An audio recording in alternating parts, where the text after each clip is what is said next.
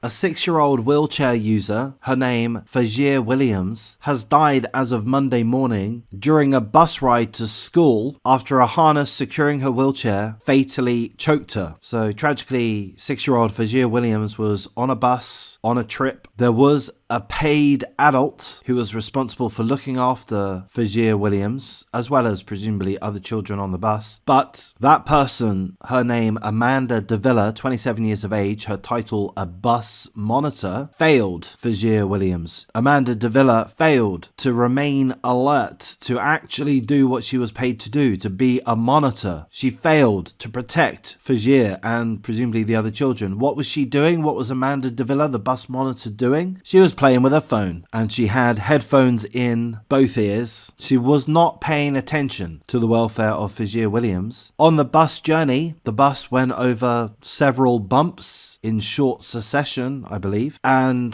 Fajir Williams, 6 years of age, in a wheelchair, who was born with a rare chromosome disorder that left her disabled. She didn't have the ability to speak or walk. The bumps moved Fajir in her seat. She slipped, wasn't able to correct her position given her disability. She slumped forward, and the harness, which secured her wheelchair, choked her. The harness tightened around Fajir's neck with each bump in the road, restricting Fajir's breathing and ultimately suffocating her. So it's an absolute tragedy. Of course, first and foremost, full condolences to her family. Her mother has said that Fajir was the sweetest kid you'll ever meet. She had the sweetest little laugh, little dimples, and the mother said that Fajir endured so much in her 6 years. Again, she was born with Emmanuel syndrome. She couldn't speak, she couldn't walk, limited mobility, limited movement, limited strength. She was unable to correct her seating position. She was unable to stop the harness from choking her. Again, there was a bus monitor on the vehicle. I've presumed that the bus monitor was paid. Perhaps it wasn't. I'm not sure how relevant that is. Perhaps it's not that relevant. But the bus monitor, again, her name Amanda Davila, didn't do anything. She was too busy playing with her phone, and she didn't hear anything because she had her headphones in both ears. The bus monitor has been charged with second-degree manslaughter. By the way, the policies are such that the bus monitor should not be using her phone and earbuds whilst acting as the bus monitor. Those pretty much are the full details that we're aware of at this point in time. Again, full condolences to the family as well as friends of the victim. Fajir Williams, 6 years of age, died suffocated on the harness that secures her wheelchair whilst on a school bus. Such a tragedy and easily avoidable. The bus monitor just needed to have been alert, and they weren't, and now they face a second-degree manslaughter charge as well as second-degree injury to a child charge. So I'm going to make a few extra comments here, and you may not like my opinion on this one. This isn't something I've considered for too long. This is pretty much an immediate knee-jerk take, a hot take if you like. So of course, first and foremost, this is an absolute tragedy. The life of a 6-year-old, a sweetheart, an angel, has been taken away needlessly through, I'm going to say in my opinion, negligence. It's clear who's at fault. It's not the bus driver.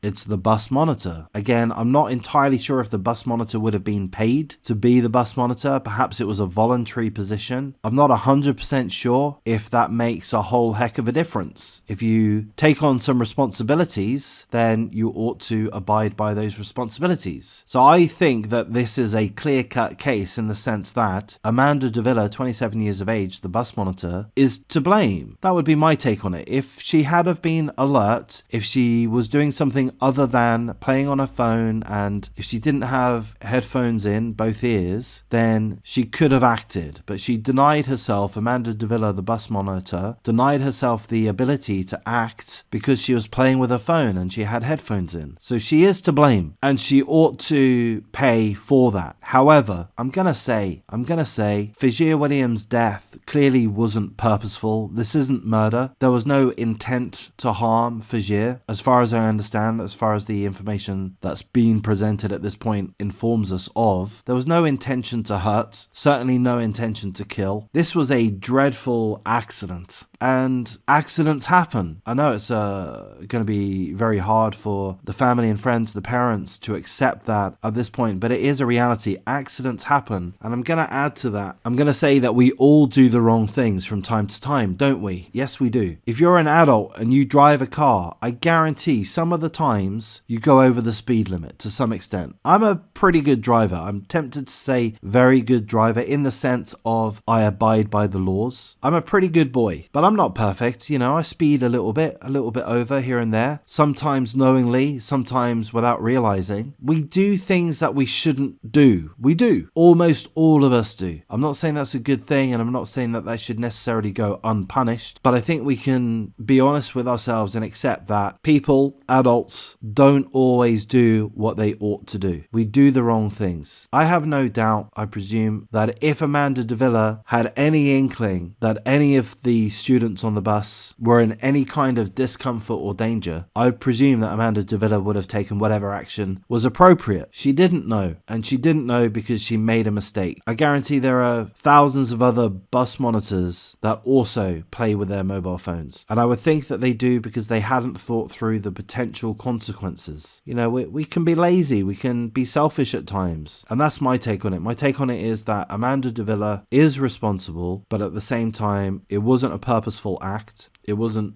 an act of evil or malice. It was merely a selfish act of enjoying herself on her phone, relaxing when she shouldn't have been. She made the wrong decision. She's a bus monitor. Forgive me, but she's not a lawyer. She's not a doctor. She's a bus monitor. We don't know what her education level is. I generally get very angry with those people that are involved with the deaths of others, particularly children. I get angry when I see sentencing which is too soft in general, but particularly when it's women being given a pass because they're vagina bearers. But every now and then, some of the articles that I go through, some of the cases, I just feel that some level of leniency is justified. I would say this would be one. Again, I don't know the full details. I'm making a few presumptions here, but my take on it is Amanda de Villa is a human. She made a mistake. It was an incredibly costly mistake, and one that she's going to regret for the rest of her life. I'm going to wrap things up because my cat's walked in. I need to attend to my cat. Not sure which one. And you take care.